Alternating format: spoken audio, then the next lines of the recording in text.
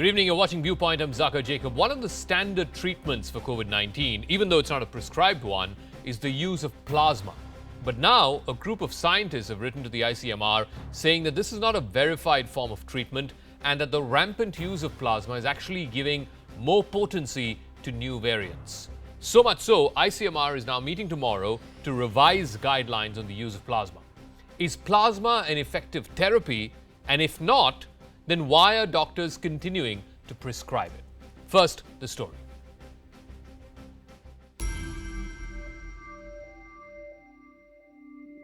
Social media and WhatsApp messages are once again inundated with SOS messages asking for plasma.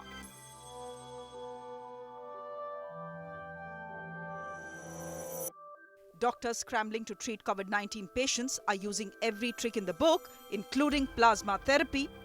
But the million-dollar question is, does this therapy make any difference between life and death?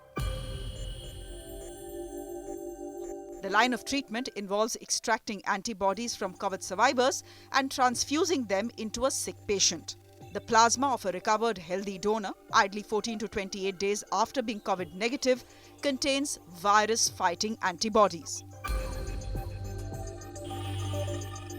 The medical fraternity, however, is divided on whether or not to use plasma. A group of public health professionals have cautioned the government against what they call irrational and non-scientific use of convalescent plasma. The Indian Council of Medical Research is expected to review the use of plasma therapy now. But in the past, the council has said that plasma therapy does not work in severe or critical cases. Basically, it is of no use beyond the 7 days of onset of symptoms. Everyone who has had COVID and recovers, his plasma is not what we call convalescent plasma. It may not have sufficient neutralizing antibodies to really work in a person who's suffering from COVID and give him what we call passive immunity. The second issue is that this is basically useful in the early stage. If you're giving it, say, after 14 days or when now you're having cytokine storm, plasma will not help in that. But plasma therapy has its advocates as well. Delhi Chief Minister Arvind Kejriwal was an early one. He had inaugurated India's first plasma blood bank for COVID patients in July last year. Plasma के जो trial किए गए दिल्ली में, trial के जो नतीजे आए, वो नतीजे ये दिखाते हैं कि प्लाज्मा से लोगों को कोरोना में मदद मिलती है.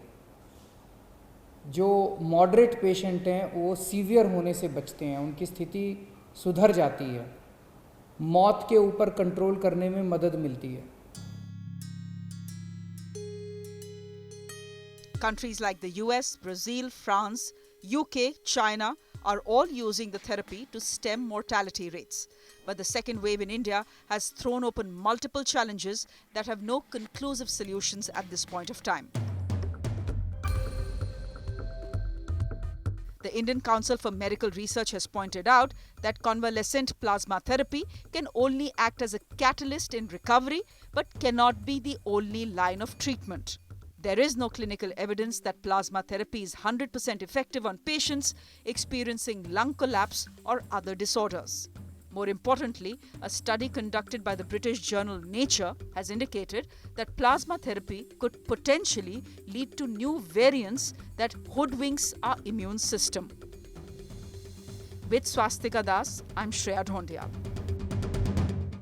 All right, so after almost a year and a half of this pandemic, now we're given to understand, and ICMR will be meeting tomorrow on this, that plasma therapy may not be as effective as was initially thought of. Dr. Shamsher Dwivedi is head of COVID task force at BIMHANS. Dr. Rahul Pandit, director for critical care at Fortis Hospitals, Mumbai, also a member of the Maharashtra COVID task force. Dr. Shashank Joshi is a member of the Maharashtra COVID task force and consultant endocrinologist at the Lilavati Hospital. And Dr. Nandakumar Jayaram is advisor to the Manipal group of hospitals. Let me start off with Dr. Dwivedi first, because what I'm curious about is almost a year and a half now after we've had corona, the first cases of corona. This is a form of treatment. Plasma therapy is a form of treatment that doctors across the country have been recommending. In fact, you will see, Twitter media and posts full of people looking for plasma donors, tens of them every hour. if it is not as effective as was initially thought of, then why are doctors continuing to recommend this, Dr. Dwivedi? See, most of the time plasma is being used as a last ditch effort to stem over the life which is ebbing life out of a patient. But this is not the correct strategy. COVID has briefly two phases. One is that of virus replication and the other is the cytokine storm. The antivirucidal strategies like the remdesivir, the plasma, is reserved for that phase when the virus is fast replicating. If you don't use it, the antibodies are of no use once the disease has already entered the cytokine storm. And most of the time it is being given in that phase as a last ditch effort, which is not a correct strategy. Plasma has another component, which is the immunomodulatory component, which has some impact on cytokine storm, and that is why a new drug, which is the IVIG, which is intravenous immunoglobulin, which is present in plasma, is being tried as a anti-inflammatory drug to stem off the cytokine storm. Now, plasma might be having that immunomodulatory effect also, but as far as the antibody effect is concerned, you have to try it early in high viral load cases if you really want to prevent the replication of the virus. No, but giving it at the fag end of the disease. No, I get that. I get that. Even if one were to assume that it's being used at the beginning of the disease or in the replication stage, as you said, I want to know from Dr. Shashank Joshi, why then is these scientists who've written to the ICMR yesterday, they're essentially saying that this could even be counterproductive. It's a bit like what happens with the overuse of antibiotics. Your body grows immune to antibiotics. Could you explain to our viewers how that could likely happen in the case of plasma? So I think that needs very strong biological basis and it cannot be unsubstantiated. So I would not agree with that, and even that Nature paper is a questionable paper. So I think three things are very clear cut. The first thing is that high titer plasma, as doctor has rightly said, in the first 7 to 10 days in mild disease may work, may.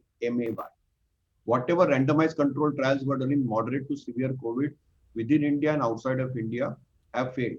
They have neither had impacted the disease nor did they impact the mortality. So very clearly, two large trials, and ICMR was a part of those trials. In fact, ICMR initiated that trial and they have clearly failed. So where is the position of plasma? Like in our task force, we took it out completely except on compassionate grounds. What is that compassionate ground? And that too in the first 7 to 10 days. If there is no remdesivir available, if there is nothing else available, in the first 7 to 10 days on a compassionate ground, on an individual case you use. You cannot use it later at all. In moderate to severe disease or even in cytokine storm, that cannot be used. Maybe it may work best in the first 3 to 5 days, when the titer is very high, and that has to be appropriately done. See, plasma therapy is a very age-old therapy, but you need to understand it in the current context of clinical medicine, which is needing to base it on evidence-based medicine like randomized control trials. Both the randomized control trials, and Maharashtra was also part of the trials, clearly showed that it didn't work. So once we have data, which is Indian data showing, and this has been published in the British Medical Journal, that it did not work, there is really no place.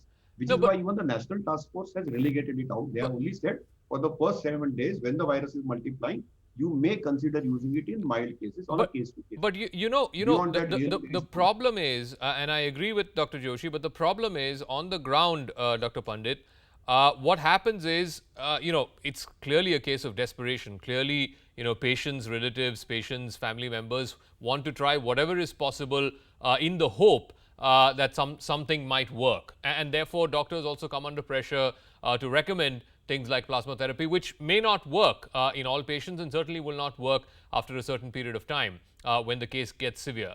It's also the case with remdesivir, isn't it? I mean, there is no standard protocol for when remdesivir can be prescribed, for who remdesivir can be prescribed. Basically, doctors across different hospitals, across different states are prescribing it in an ad hoc sort of fashion, leaving patients' relatives to run from pillar to post. Again, I'm not faulting the doctors. I'm just saying that whose job is it to lay down a clear protocol that in this case you are allowed to use plasma, in this case you're allowed to use remdesivir. I mean, shouldn't that guideline, do's and don'ts, be put out by ICMR or Health Ministry or whoever is in charge for this? So the guidelines are there, and there are very clear guidelines. In fact, our Maharashtra task force, me and Dr. Doshi, both of us are on the task force, and our guidelines are extremely clear, both for plasma as well as for remdesivir. I agree with both the speakers who spoke before me, Dr. Doshi and Dr. Dwivedi, that you need to use a high titer plasma within the first 3 to 5 days. I have personally not used even a single plasma, and I've treated several patients now, several thousand patients now over the last 14, 15 months.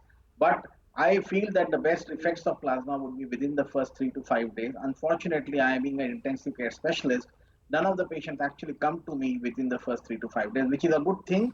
As well as the thing is that I actually lose the window to use plasma on those patients. Most of the patients come to me after 5 to 7 days. Again, same with remdesivir. Remdesivir I would use in moderate or moderate to severe patients, and we do get to use those patients within the first 7 to 10 days again. After the viral replication phase is gone, we should not be using it. It's very clear. Now, coming to the point of why are people still prescribing it, I think there is science and there is guidelines to it. We need to stick to the guidelines and should be able to say to the patients and to the families that it has actually no role. If I give plasma after 7 to 10 days, where I may actually be maybe counterintuitive, counterproductive, not in terms of antibodies, but it might be I might be giving unnecessary volume overload and Okay. risking my patient to a transfusion related reaction, what we call as TRALI, which in a pneumonic patient may actually worsen it. So I would not use it after 7 to 10 days at all in these No. patients who have become hypoxic. What I was trying to suggest was not that these guidelines don't exist. Certainly they do on paper. I think there is a large gap between what's on paper and what is actually happening on the ground. Because if doctors are not prescribing remdesivir and if doctors are not asking for plasma to be brought, then I don't understand why people are taking to Twitter and TV channels and social media every single day. And in the case of plasma, I can vouch for the fact, Dr. Jairam, not once but on multiple occasions for the same patient, doctors have asked for plasma. I'm pretty sure that these patients' relatives are not, asking for this without a doctor's advice. Yeah, point taken, Zaka. And, it is fair to state that the correct way of treating any patient of any condition is to follow evidence-based practice. Plasma therapy became a little more popular when things were not clear about how to treat this virus. And that was way back during the initial part of the first wave. But as my learned colleagues have very aptly and correctly stated, there is no evidence today that plasma is of value. Unfortunately, practices die hard. And in India, evidence-based practice is not the way in which medicine is practiced by all physicians. It is vital that it is inculcated into our treating doctors across the country today about the way and the protocol on which COVID needs to be treated. It is quite simple, straightforward. And I think the government, the ICMR, and various people have already provided this. And all one needs to do is to follow it to the T. All right. Further, I would add that doing things just to please the family is incorrect. You are not doing justice to the patient. You're not doing justice to society. Yes, we do not have hard evidence today that there is a chance of creating mutation, but that is suggestive. And why give something that is not beneficial at all to a patient at any point in time? True. Unfortunately, this is the bane of many conditions in this country, and now COVID, where physicians treat without evidence-based. I want to come to the second part of this discussion, and I want to ask Dr. Joshi. Today, again, a decision has been taken to postpone the gap between the first and second shot for Covishield. Initially, it was 6 to 8 weeks. Now, the government has made it, I think, between 12 to 16 weeks. So it's literally a doubling of that time. Again, many are asking, if it was 12 to 16 weeks, why did you not announce this earlier? Will the immunity that's been provided by the first shot last for 12 to 16 weeks? This constant, cross messaging, as it were, and many are even asking, and I guess rightfully so. You're now increasing the gap from 6 to 8 weeks to 12 to 16 weeks. Simply because there is a shortage of vaccine. 45 plus people are, going to, at least the ones who started from April 1, are going to start looking for their second shot from the middle of May. Now, when you know there is a shortage of vaccine, you're conveniently increasing the dosage gap. Absolutely, Zaka. So two, three things are very clear cut. Let's look at the evidence of Covishield. Let aside stop. So we know for sure that after 1 month, after 2 months, and after 3 months, the immunogenicity data of Covishield is available. And we know that if we delayed by 3 months, which is what UK also did at the peak of their second wave, at 3 months, you might get the best efficacy in terms of sheer efficacy. So that's the science part. Suppose somebody gets a single dose, do we have data for Covishield? Yes, we have 76% efficacy. That paper is also published in the Lancet. So, but Covishield has been a very, uncertain vaccine in terms of it. The low dose, high dose had the maximum 90+% efficacy. The high dose at 1 month apart, which is what the Indian Virgin trial was, which was the original UK trial, did not show the best of efficacy. What is our purpose of vaccination? Our first purpose of vaccination is to save lives. Second purpose of vaccination is to ensure severe disease is there. It may not mitigate infection. The challenge is, you're absolutely right. We have currently a transient shortage of supply, and which is why this decision has been taken, because we are at the peak of our second surge. Probably if we had 2 billion doses, and I'm certain that today that judgment also has come, that India will be able to make 2 million doses by the end of December, and everybody will be vaccinated by end of December. That's a very welcome sign. And at least 1 billion people will be vaccinated. But currently there is definitely a shortage. So how do we optimize and rationalize the dosing, the strategy, and ensure that the maximum benefit is given to the largest population during the peak? Sure. I think that is the basis for this current judgment. You are absolutely right what you are saying. But right now, we have to look at each circumstance. I don't think anybody anticipated, Zaka. No, sure. Of the pandemic. I agree with you on that. The only problem there again is, and I'll ask Dr. Pandit this, right now the system that we have is that 45 plus and 60 plus are taken care of by the center from the center's quota of vaccine, right? And 18 to 45 is being taken care of by the states. Now, tell me, Dr. Pandit, by increasing the gap, yeah, for sure you can delay the dosage for 45 plus, but that does not necessarily mean that the existing stock, which is the central quota for 45 plus, be diverted to 18 to 45, because otherwise 18 to 45, that supply shortage will still continue. Yeah, it's a transient problem, as Dr. Doshi mentioned. It's not going to be something which is going to be there for a long time. Right now, those people who have missed their second dose, or who are still awaiting their second dose, we need to basically prioritize them, whether it's 45 above or 60 above. That's one thing. Of course, we need to prioritize the 18 to 45 years as well. I'm not denying that, but we has to go by the science. We can't just allow them to miss their second dose, and that means the first dose also goes wasted. That's the first problem. Second problem is not to divert any vaccine from this quota to that quota. I think every Indian should be vaccinated. We have a transient problem. Once we identify the transient problem, we go by the science, and we've increased the gap from 12 to 16 weeks now, and that is fine. I think as soon as in 15 days to a month's time, I think most of the vaccines would start rolling into the country, whether it is Covishield or Covaxin, and we should be able to start up with the vaccination drive for the younger age group pretty soon as well. And then it would not be a problem, because people would be able to be vaccinated at their time intervals of 12 weeks or 16 weeks, and we should be able to complete the vaccination program for majority of our citizens within the next 5 to 6 months. And then, of course, the complete 1 billion doses, as Dr. Joshi was mentioning, may go up to November or December for everyone to be vaccinated. No, so we may have the pediatric vaccination program start as well. In fact, the government, the DCGI today has given the nod for the trials for the pediatric vaccine, Bharat Biotech's, between 2 and 18 years of age. But okay, fair enough. I buy the idea that we are going through a transient phase. There is a temporary supplies shortage. Therefore, you increase the gap to ensure that let's say by 12 weeks or 16 weeks there are more supplies that are expected to come, and therefore you will not deal with a shortage 3 months down the line. But if that's the case, Dr. Dwivedi, what about Covaxin? Covaxin also there is a shortage, but in Covaxin there's been no increased gap between the dosages, so that shortage is going to continue.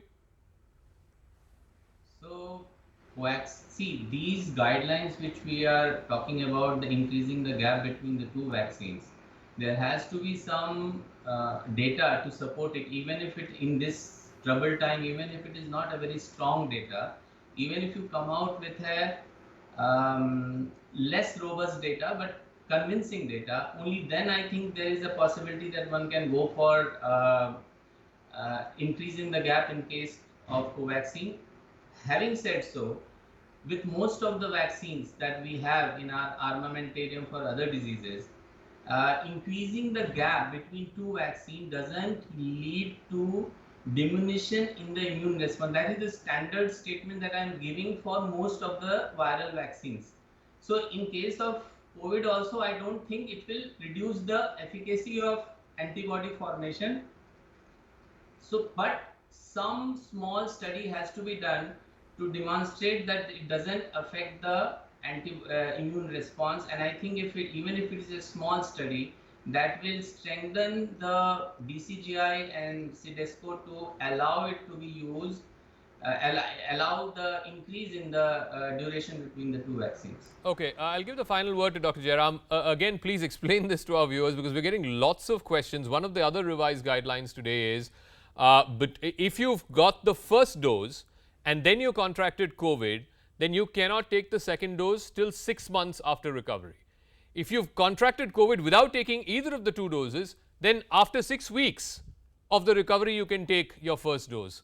How does that again make sense to a layman? Of course, that is quite confusing. But the statement really is that it is safe to take the second dose after 3 months of an infection. But if you've not had the vaccination at all, the same duration is what is prescribed for the first dose. Now, the reason for this is because you are not sure about the level of antibodies in the patient, and you're not sure about the complete termination of the illness. And in order that the virus and the vaccine do not worsen the condition, these timelines are prepared. I assure you that to some extent this is arbitrary because we do not have any scientific evidence to say what the effect would be if the vaccination is taken earlier. Yeah. And certainly one cannot take that risk. So, sum and substance, this is based upon the fact that in any infection, I mean, even if it is the flu vaccine that you take, there is a certain gap that is prescribed between the illness and the vaccination. Okay. And this is basically to ensure that you don't fall more ill because of the vaccine and the virus still remaining in your body. Sure. All right. Thank you very much, doctors. I hope some of those questions that our viewers have had regarding these new guidelines, regarding this rethinking that's happening on plasma therapy, etc., at least some of those concerns and doubts have been answered in this discussion. Thank you very much, doctors, for joining us. Meanwhile, one of the doctors was talking about the pediatric vaccine. Covaxin phase 2 and 3 trials will now be held among children in the age group of 2 to 18. The top drug regulatory body, the DCGI, gave the go-ahead today. 525 healthy volunteers between the ages of 2 and 18 will be participating in this. This comes after Bharat Biotech's vaccine was recommended by an expert panel for clinical trial on those between 2 and 18. Goa has now become a state of concern with the positivity rate there breaching the 48% mark, which means 1 out of 2 people who are getting tested are turning out to be positive. The oxygen crisis in Goa also seems to be worsening after 20 patients died in the early hours today because of lack of oxygen in the Goa Medical College. The Bombay High Court has now intervened, directing the centre to ensure adequate oxygen supply. The Russian vaccine Sputnik V's second batch of doses will arrive tomorrow. The first batch of 1.5 lakh doses arrived May 1st. Niti Aayog member VK Paul today said that Sputnik will be available in the market from next week. In the worst political unrest in the last few decades, at least 69 Palestinians have been killed. 17 of them are children, and over 300 have been wounded after Israel carried out hundreds of airstrikes. Hamas militants also fired over 100 rockets into Israel, killing 7 civilians and injuring over 200. US President Biden spoke to Israeli Prime Minister Netanyahu, saying that he hopes that the violence can soon end. Israel has a right to defend itself when you have thousands of rockets flying into your territory, but I had a conversation for a while with the Prime Minister of Israel, and I think that my hope is that we'll see this coming to conclusion sooner than later. And finally, after the 2006 Israel-Lebanon war, when Hezbollah fired thousands of rockets into Israeli territory, Israel came up with a new air defense system to protect its cities and its people. It's called the Iron Dome, and it's used to track and neutralize any rockets or missiles aimed at Israeli targets. Here's a CNN explainer. Deployment of the Iron Dome missile system is usually a signal that Israel is getting ready for trouble. The Iron Dome has a very sophisticated radar system. When a rocket is launched into Israel, the radar tracks its trajectory, calculates an impact point, and launches a missile to shoot it down. The manufacturers of the Iron Dome system say it's the fastest and most reliable system of its kind and can launch a missile and shoot down a rocket within 15 seconds. And that allows Israelis to live a relatively normal life during a very volatile time. The Iron Dome was very useful in Operation Protective Edge. They say they struck down 90% of the more than 1,000 rockets that were launched from Gaza into Israel. The United States is the primary funder of the Israeli-made Iron Dome system, and it doesn't come cheap. Each interceptor missile costs at least $62,000, and each battery costs about $50,000. Together, the United States and Israel have spent over $1 billion on the system, deploying 10 Iron Dome batteries. But the architects of the system and the Israelis say the cost is well worth it when you consider what has been saved in terms of property damage, economic impact, and most importantly, lives. When those air sirens sound, indicating an incoming missile, by and large, Israelis are glad they have the Iron Dome to protect them.